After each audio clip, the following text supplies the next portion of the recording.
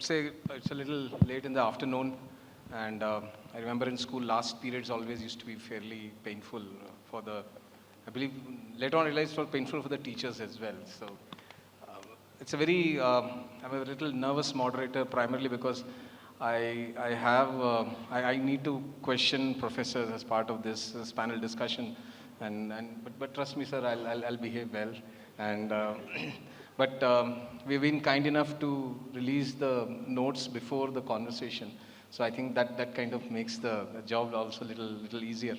So maybe I'll start with you, sir, Dr. John.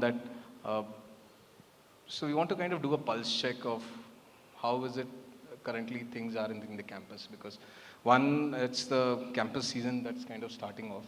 Apart from that, one of the things we noticed is, we have been having conversations since morning saying that COVID also kind of reset a lot of cultural elements in the college, student behaviors, their expectations and other things. So give a sense of what is really happening in the campus right now. What are some of the things that students are asking about? With change in geopolitical conditions, people are probably trying to stay back in India. At the same time, people are very uncertain about the impact of AI. So multiple things happening in the life of the early 20s, late teenagers. And also, if you could kind of talk about how probably some of the institutions like IITs, the placement heads, could collaborate with some of the other colleges to kind of have a common platform to kind of address some of the things that you're seeing right now with some of these students. So thank you, Pasupathi, for having us here. So I will have just 1 minute, right? So that you tell the time frame also. Teachers will never stop until the bell rings. So I'll take a very short thing. So post-COVID, from the IIT's perspective, along with my colleagues who are there in the first row coming from various IITs, students understand the transition, that it was not like pre-COVID and what are the skill set that is being required. To understand colleges with very good alumni network, the students are well aware of what is the expectation, and then they try to interact more with alumni to know what is the expectation that is to be there. So the younger alumni who are into first 2 years, they will give a different thought process, whereas somebody who is more than 10 years will obviously have a different perspective of how industry is been growing. Really, in all the campuses, students are a bit worried about in what way AI and emerging growth in that field is going to impact them. But on top of this worry, students who are having a collective friendship, rather than sitting alone in their rooms, those who are having a gang of 4 or 5, they tackle in much more better way how the impact is going to be. So gone are the days once you land up in an institution, it is not like you win alone, you are going to be in a team. Whoever has a good team, they are going to be the one that is going to win. Obviously, there is a hype about salaries that has been there, where your life in IIT has been defined by the salary package. Still, I don't think so. The students are too much concerned about the salaries. It is a society, the parents, the coaching centers are putting in this notion. When you get a 10 lakhs per annum, and when you see your friend is 50 lakhs per annum, you look at the 10 lakhs guy as a less fortunate soul. But people who talk with the corporate leaders or those who are into 10 to 15 years, I really feel that it is not the Lakshmi component. It is a Saraswati component that is going to be more dominating over the years. And people who have good mentors are trying to understand that. And forums like this will obviously help into what is a corporate and expectations. To all the corporates, we would like to tell that don't consider our campuses only for hiring and internship. You also try to be givers, so that what is your learning, come back to our campuses, be it an IIT or NIT or any other institution. There are a lot many things that they value once they come out of the placement cycle. So that's my kind of an initial opening remarks. Things are very positive. It's more dialogue that happens between them. When they are in a non-exam, non-internship, non-placement mode, our students will listen to corporates very carefully. Thank you. So moving on to Uthappa, first of all, congratulations on the new role. So as I was telling you, people move campus to corporate, move from corporate to campus. So can you give us a sense of what is really happening in terms of early talent? How are organizations preparing, given some of the business scenarios that are happening? Coming from business, you can probably give us a little more insights. And what are some of the innovative ways of how people are trying to engage, I would say, early talent? Because it's not just hiring, but a lot of these activities happens right from their first year, second year, and so on.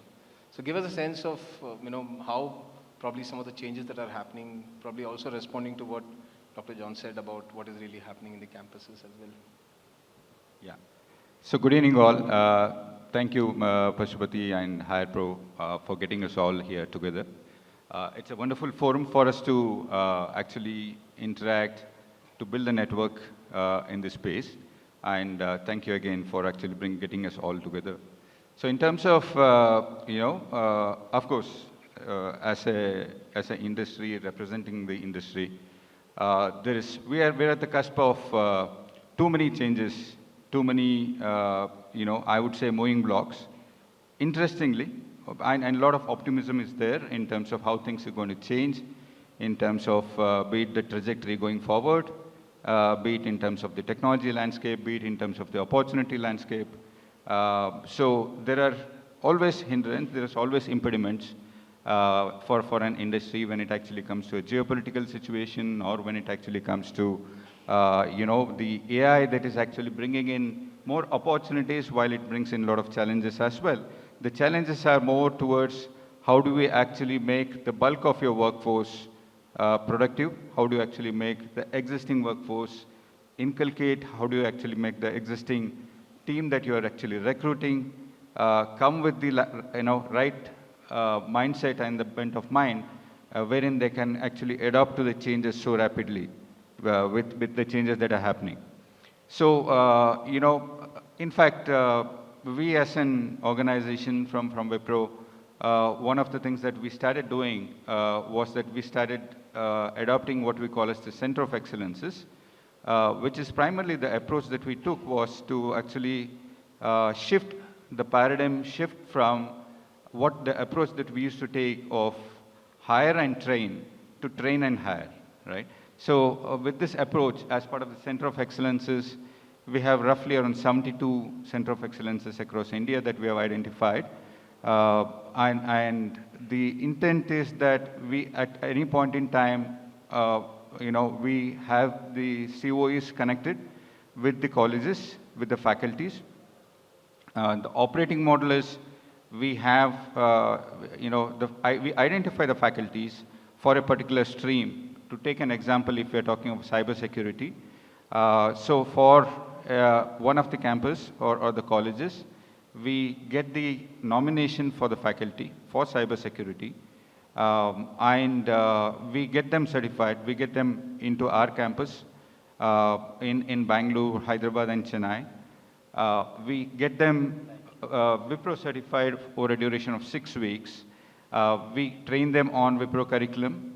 Wipro's SMEs, since I was talking about the example of cybersecurity, the Wipro cybersecurity SMEs actually work with the faculties to make sure that one is the curriculum, the second is the certification of the faculties in terms of what is the latest that is happening in the industry when it actually comes to the cybersecurity space. And then we have this faculty certified on Wipro, then they go back.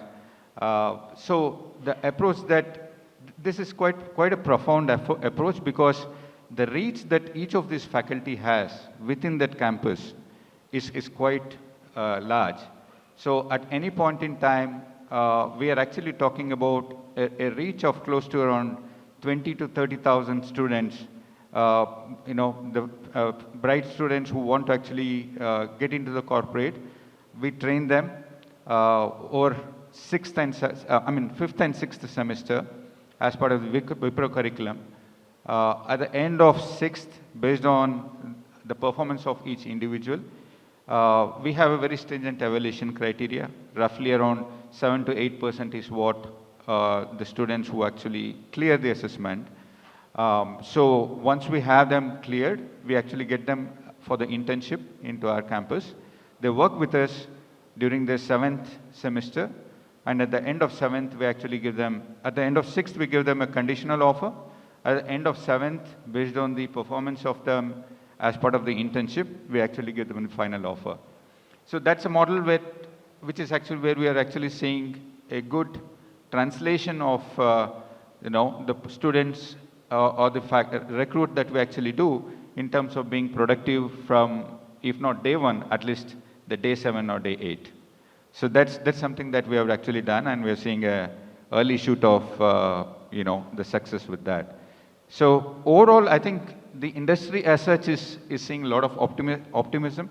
There's a lot of newer opportunities, while it also poses a lot of challenges in terms of the way how things are evolving from, if actually look at an IT life cycle, right? From a traditional SDLC, that the entire life cycle is actually shifting to AIDLC. So what it means is the number of hops that we used to have, the number of human hops that we used to have in an SDLC is actually becoming very, very minimal when it actually comes to the AIDLC. So that means while the roles that were there or the roles that are there will certainly get translated to a newer roles, it will also pave the way for newer opportunities. It will also pave the way for newer type of working, wherein it would need a different specialization for our teams. So overall, an exciting time ahead. Look forward for engaging conversation today. Sure. No, it's very heartening to see how the industry is actively participating from a curriculum standpoint. So that kind of brings us to this question today. If you look at, if you ask anybody in the educational world that how are you catering or kind of gearing up from an AI standpoint, so there is this thing that, okay, we have also started off a course which is AI, like the way you have CS, electrical. Similarly, AI is a full-time course that is there. Second, there are more electives on AI that are kind of getting defined. So I'll probably start with Dr. Sudeep, but other people from the academia can also contribute to that. If you look at, as far as the industry application is AI is concerned, it's not really confined to one particular department. Today, AI is being used, say, in marketing, sales, engineering, recruitment, HR, and all of that. Given that fact, how is the curriculum getting defined for all the other departments that are already there in these colleges? Mechanical, civil, chemical, and so on. So just creating a AI vertical course, does it really help, or what's really the plan? Sure. Good evening, everybody. Thanks for the invite and thanks for a great question. Like sir said, please stop me, otherwise we'll continue talking, right, until the bell rings. So, good question. The way I have seen is, I have a different perspective. While it is good to start introducing AI as a subject, in fact, there is a school of AI too in many universities, right? So AI itself has started to becoming a school by itself. But in the core computer science department, if you see, AI is introduced in semester 5. When we talk about AI, let me just step back and tell, right? It's not just about introduce AI as an elective somewhere in some semester. I think academia thinks in a very different way, is to make sure that you have the fundamentals built in early in your semester before you can even understand the AI. So at least in our university, if I may say so, the machine learning, which is even before machine learning, the foundation of all of this AI that we are hearing is probability and statistics, isn't it? That is introduced in the 3rd semester. Then comes the 5th semester where you learn about machine learning, which sits on the foundation of this mathematics and probability and statistics. Then comes the deep learning, right? Now it is in the 6th semester is where I think I see universities introducing Gen AI as an elective. So there is a method to madness. It is not just AI from semester 1 or semester 2, right? Because without mathematics, I don't think it doesn't matter. Otherwise, you will just become AI enabled, right? I think the goal is for students is to not only learn about AI, but also work with AI and study AI and embrace AI. Let me give you one example of why I say this is irrespective of discipline. You mentioned about core engineering, mechanical, civil, chemical. Do they study? Yes, they do. Right? In some part of their semester, there is a course on AI, there is a course on machine learning. But irrespective of the discipline, one has to think this way. Students, irrespective of their discipline, or all of us, right, irrespective of what we have studied, we all know how to use Excel sheet, we all know how to use PowerPoint. The student also, irrespective of their discipline, will also learn how to use AI, right? We don't have to see it something that is different that we have to. It will become part of our life. It will become part of a student's life. Therefore, I think, yes, the future belongs to AI, but it depends on how we prepare the students on that journey, rather than creating any sort of paranoia on, will it eat my job? Can I learn? Yes, you can learn, right? If you can understand probability, mathematics, and statistics, you can learn AI. That is how I will conclude. Thank you. Anything you would like to add, Professor? Good evening, all. Thank you for the opportunity. I think at NIT, at NIT, we have actually started a little early. Second semester onwards, we are trying to inculcate in the syllabus. And just because the course coordinators have the flexibility, the last unit is normally, in AI interventions. And you would be surprised to know that even at the ministry level, we are submitting reports in terms of what kind of AI interventions we have introduced while teaching. So that is definitely very much there on the campus. Plus, parallelly, whenever the students are doing their projects, we are, most of them out of interest and curiosity are majorly doing on AI-based project. So that is another add-on that is happening. And then through the clubs that we have and the different kind of groups these students have, there's a lot of coding culture, which is now basically, the AI tools and other things it's actually happening. And the students are very much aware that we have to be into it, and they're positive about it. But I think the the misconnect, I would say, is definitely they don't know how to go about it.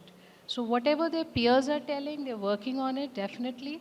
But the industry-centric solution problems are not coming to us. So there's a gap. Every time I say that we want industry to give us problems, let our students work on this. And then coming to the internship part, we have again a model where we have 2 months internship, 6 months internship, and for MTech students, we have 11 months of internship. So that is the connect we are trying to have with the industry. So in the coming years, I think we'll see more and more of industries engaging on the campus. So that has now become a necessity, I would say. It's not just an option that, we are inviting industry. We want them to be on the campus, and a long-term engagement, preferably from the second year, is what we are looking forward to. So this is how I see the scenario. Interesting. In fact, it so happens that we being in recruitment, during the counseling time, that's when most of the parents reach out to us. And they would ask, saying that there's a CS course and now this is AI course, so should we pick that up, and so on. So sometimes very difficult to explain to parents, saying that these are all buzzwords.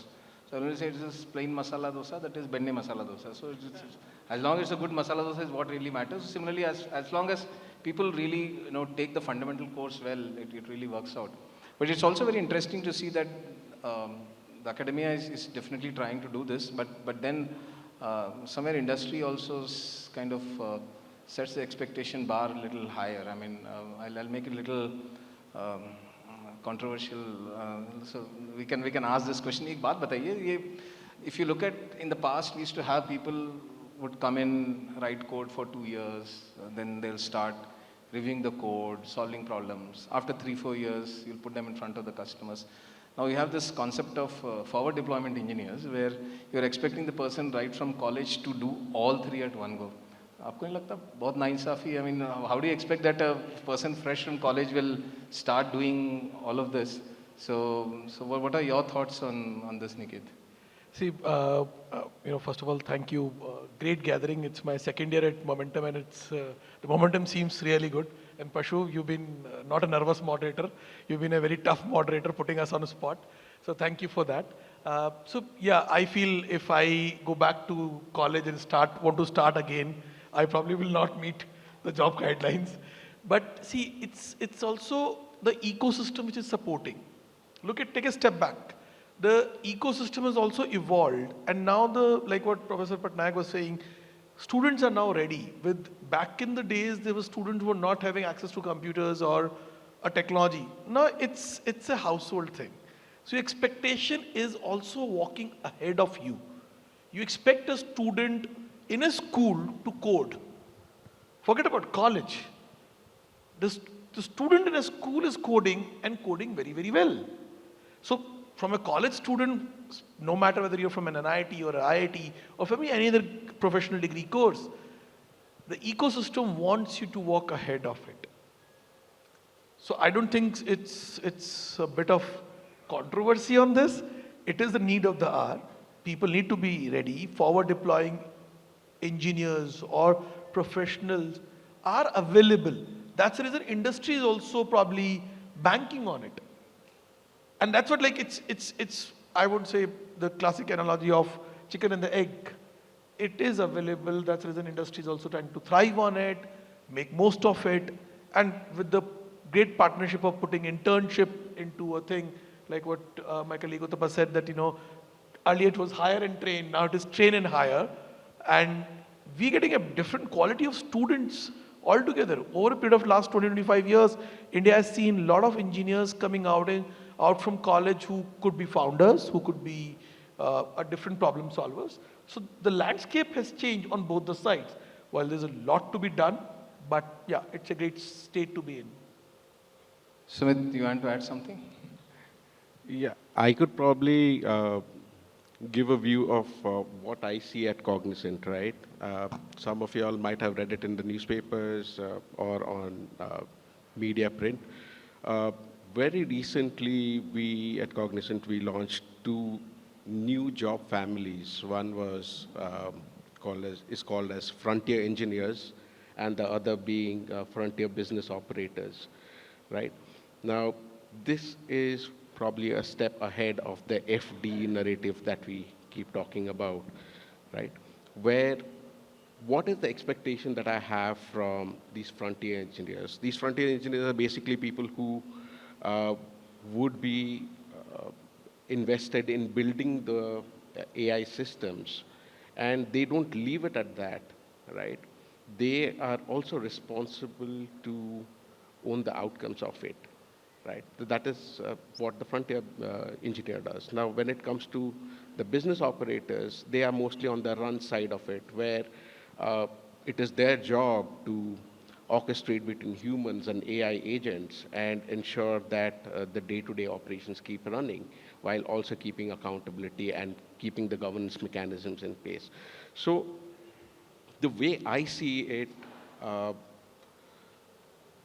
in the overall, as organizations evolve, right, with AI, there will be many such roles that might come in to play, and very rightfully so, for the simple reason that our the work design of future of work, or the as per the AI work strategy, that is evolving, and as that evolves, you will see newer role designations coming in, and all of which wouldn't be one where there is a fixed work set that needs to be completed. Rather, most of it would be rather,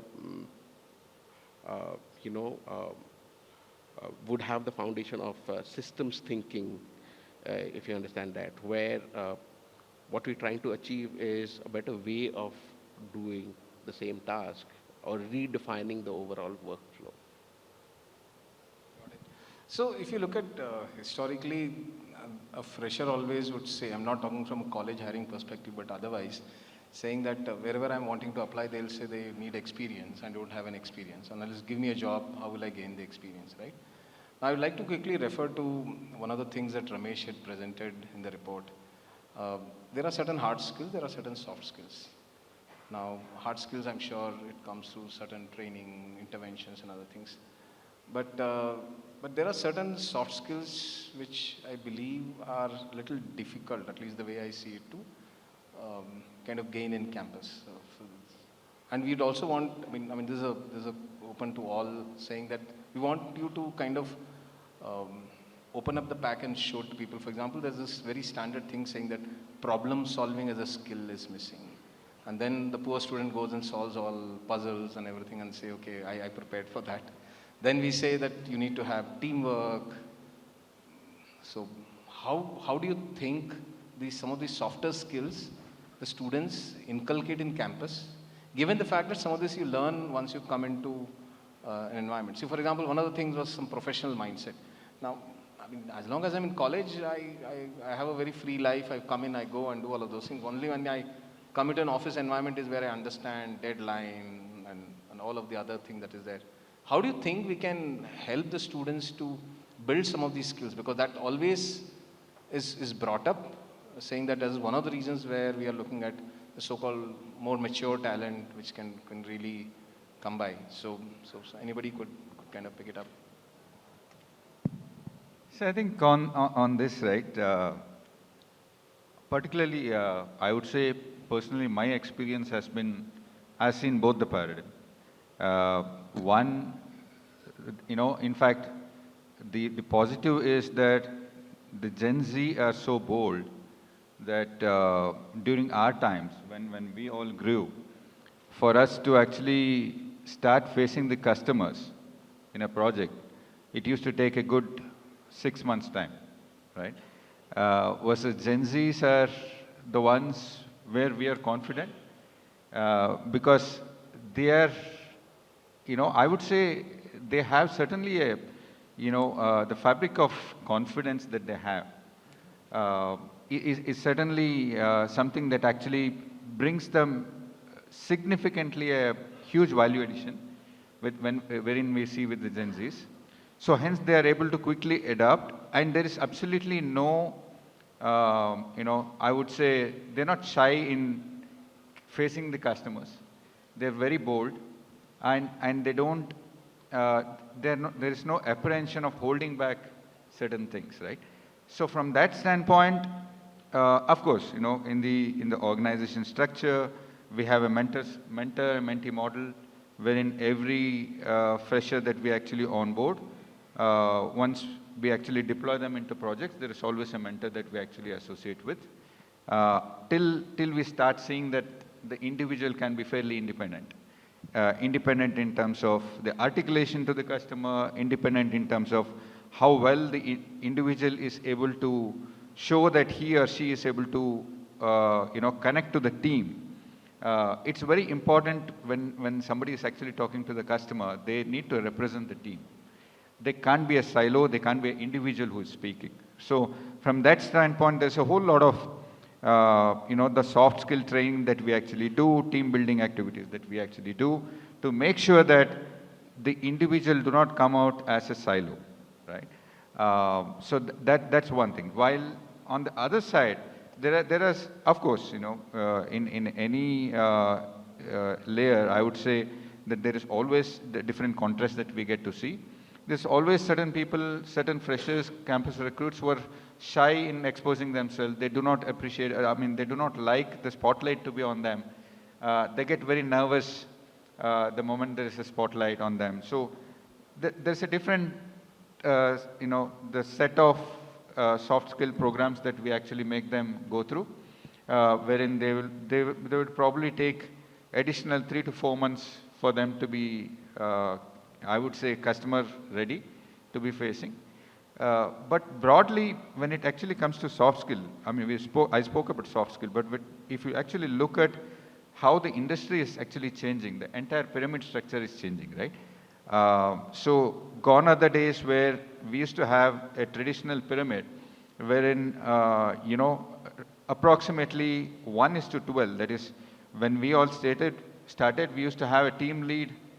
Every 9 or 12 engineers used to have a team lead, right? So that's how it started, and that's how the pyramid structure used to be. But now, if you actually look at the pyramid, it's actually translated to a diamond, wherein the lower pyramid is very small, narrow, whereas the mid and the top layer, again, the mid layer is bulky, right?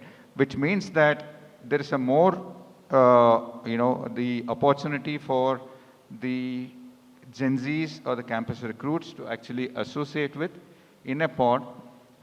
So we spoke about the forward deployment engineering.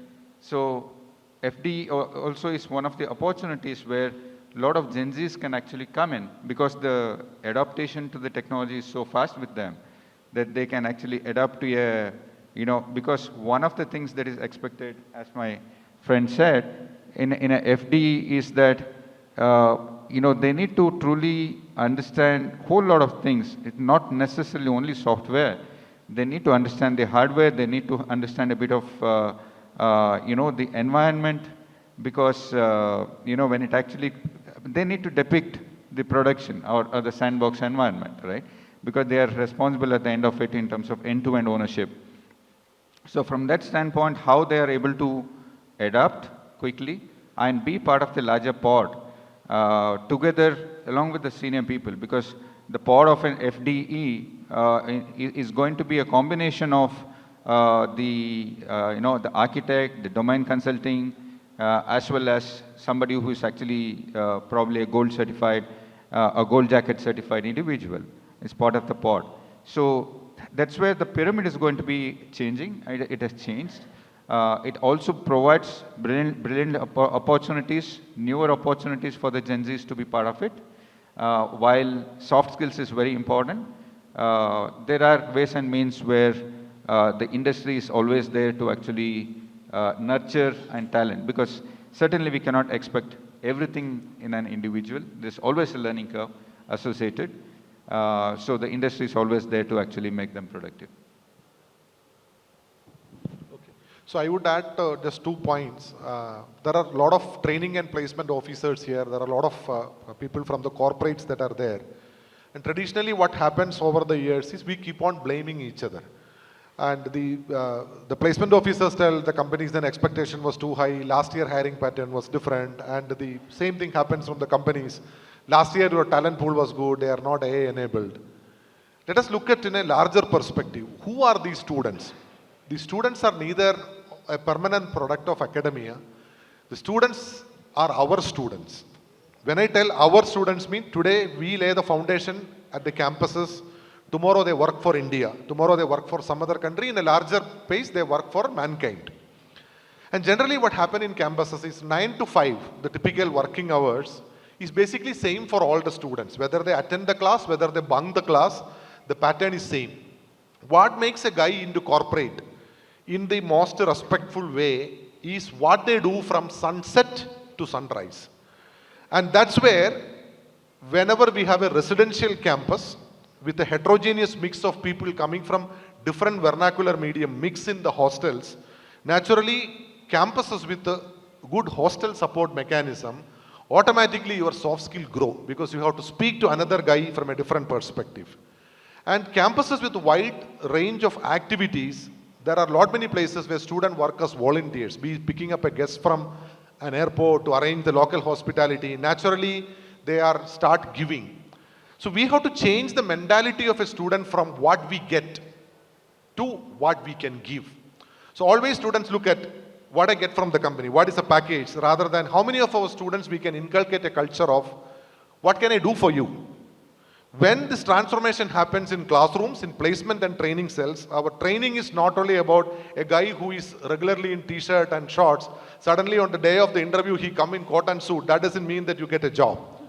So this paradigm shift has to start, and for that, I always recommend that we always, teachers, we have our own limitations, but when we have a coexistence of industry visiting the campuses and talking to the students, that makes a huge impact. This is one aspect of it. And sometimes when it comes to the soft skill, the other side, when AI is penetrating, any assignment that we give, we get it solved tomorrow morning if you ask them to submit. But when we talk to the students, maybe at the entry level jobs, it is very easy. Tomorrow they are going to be our leaders. At that time, how many of us students can talk face to face technology? When they get 1 minute time, they can go to ChatGPT or any other tool and get the products. We are glorifying products than the process. The process is more important than the products because these are the guys who has to sit in panels like this down the line. So when I talk about the AI impact, there are 4 types of students that we have. Somebody at the bottom of the pyramid, they are AI users, use ChatGPT for everything, for writing a letter, for submitting an assignments. There can be somebody who make use of AI to make their products better. Somebody who write AI softwares, AI tools, AI models, and somebody at the top layer of that who build systems where this AI is going to run. Where are India heading to? Are we going to be AI users down the line, or do we need to target students for the first level, the second level, and the third level? So there is a collective responsibility. I'm sure that this kind of forums, I'm really stressing it again, these kind of forums will have a lot of takeaway for training and placement officers.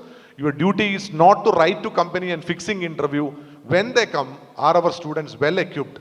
And placement training starts on the first year, not on the third year. That's all. It's very interesting because we have seen certain behaviors, especially when people are attending some of these hackathons that we do. One of the first things is they understand the importance of deadline, and especially when these are more, I would say, in-person presentations. I mean, that's where the real talent emerges. So I mean, I really appreciate some of your thoughts where you, I mean, to a certain extent, you represented the students as well, saying that nobody hears our version of the story. This is a very interesting thing. Somebody said that all organizations come and talk about as part of the branding what they do, but who's going to talk about what we are supposed to do? So that really is coming in. So in a way, there are a lot of changes that are happening, but there's also some reality that we wanted to check. If you look at all 3 leaders from academia, you represent elite institutions. If you look at today, some of the newer institutions that are coming in, they have the ability to be fairly nimble. They are defining curriculum the way they want. They have embedded internships, say, right from second year. And some of these places where these education institutions run some parallel courses where, they have like a 9 to 12 class, and from 12 o'clock, they're kind of working. All these kind of models are coming in. But how easy it is for institutions like yours, where you have parampara, pratishtha, anushasan, and all of those things coming into your way to say, this is how it should be. So how easy it is to kind of change the curriculum? So I'll just say that in spite of the parampara and pratishtha, the stakeholders are the same. The community is the same, and the same aspirations and same talent is there. But yes, of course, I would say as older institutions, we definitely have a maturity of the research, which is now becoming more industry focused, and that has always given us an edge. The second advantage has always come from the alumni. So in the panel that comes to us, we have one of the MNITians sitting there. So that has been a very good advantage. The third is that the students are more aware of this competition than even the faculty. So they are more geared up in terms of what is happening in other institutions. They have the database of the other institutions, and they're coming back to us, this is what we want. And I think that has also given us an edge. And I think the next best thing, again I'm repeating, is that NEP has given us a lot of good direction. So the introduction of the humanities courses and multidisciplinary courses has given a lot of edge to the students in terms of they're able to express in terms of what is their actual interest area. So we have 0 credit courses, and we are teaching courses on art, music, and such activities are coming up. Majorly we are also, we are still picking it up. I think the soft skill part that we were talking about, I think a lot of community service we are encouraging within the campus. So as a part of the campus activity, we have a NGO kind of thing where students are teaching the slum dwellers. Now this is, something very proudly these people are doing, a very good expression of their, personality, and the soft skill, development is also taking place. So that is one part. Plus, I still feel that just because the only place I would say where we are lacking is vis-a-vis new institutions would always be the infrastructure, because the funding is a little limited. But as far as the talent and competency, we are just the same stakeholders. So that is really an advantage, I would say, because uh, even the faculty, we are the ones who actually have the genesis of all. So we are able to train the next generation and the new recruit of faculty that is coming up.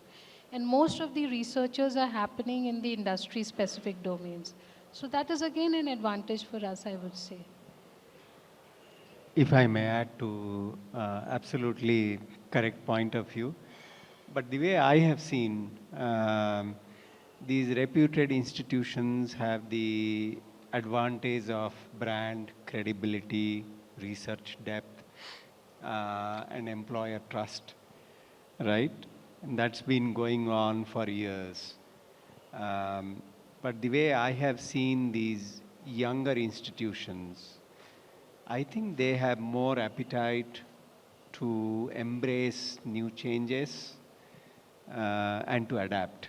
I think adaptability, if I may use, that is where I think you will see Sir mentioned about train and hire. Sumit sir has initiated a nurturing program. If you ask who is ready to embrace these, I think the newer institutions, right? So in the time that you will see, while they still rely on research and employer trust and all, you never know where disruption can come from, like how AI, nobody anticipated, right? So that is one change that I see, is where newer institutions have an advantage. And they also are more open to collaborating with industry. Few red tapes for any kind of approvals, right? So they are the first one to jump at any opportunity that industry provides. That is where I see it going, but nothing wrong with all our branded institutions, right? Sure. So I think we come to the last question, not just for this panel, but for the day. So IT services and in general the tech world has created, I would say, so many jobs for so many years. Now, there is this favorite question which everybody asks today, which is people from media, parents, especially those where they are deciding whether they should be doing engineering or no.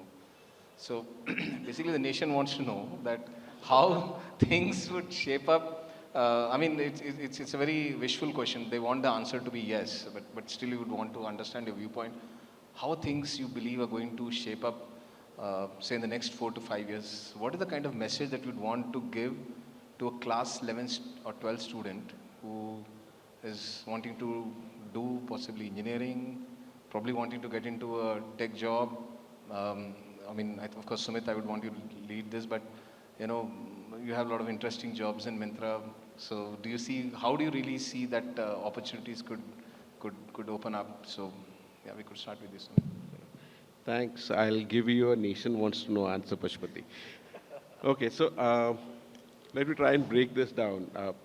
So I think fundamentally I echo, the thoughts that the panel had over here in terms of, looking at AI as a vertical versus it cutting through the entire ecosystem, right? Now, if I were to talk to students, I would think that